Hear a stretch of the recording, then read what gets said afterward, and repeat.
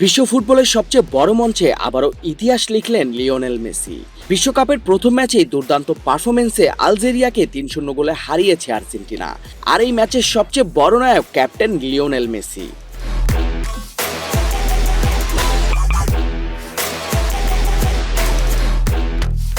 ম্যাচের শুরু থেকেই আর্জেন্টিনা আক্রমণাত্মক খেলায় আধিপত্য দেখায়। যদিও প্রথম দিকে কিছু সুযোগ নষ্ট হয়, তবে ১৭ মিনিটে ডিবক্সের বাইরে থেকে দুর্দান্ত শটে দলকে এগিয়ে নেন মেসি।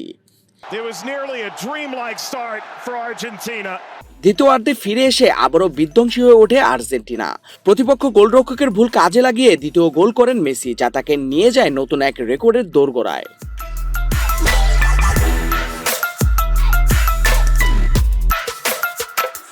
এরপর আসে সেই মুহূর্ত যার জন্য অপেক্ষা করছিল পুরো ফুটবল বিশ্ব। ৭৭ মিনিটে ডিবক্সের বাইরে থেকে বাঁ পায়ের বাঁকানো শটে দারুণ এক গোল করে হ্যাট্রিক পূর্ণ করেন মেসি। এই হ্যাট্রিকের মাধ্যমে তিনি স্পর্শ করেন বিশ্বকাপের ইতিহাসে সর্বোচ্চ গোলদাতার রেকর্ড। পাশাপাশি গড়ে ফেলেন আরও একাধিক অনন্য কীর্তি। মেসির এই পারফরমেন্সে শুধু জয়ই নয়, নতুন ইতিহাসও পেয়েছে আর্জেন্টিনা। ম্যাচ শেষে ফুটবল বিশ্লেষকরা বলছেন, এটি শুধু একটি ম্যাচ নয়, এটি ছিল একটি লিডিং লেজেন্ড শো।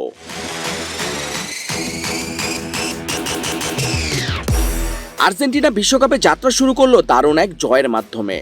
আর মেসি আবারও প্রমাণ করলেন তিনি শুধু একজন খেলোয়াড় নয়, তিনি এক ইতিহাস।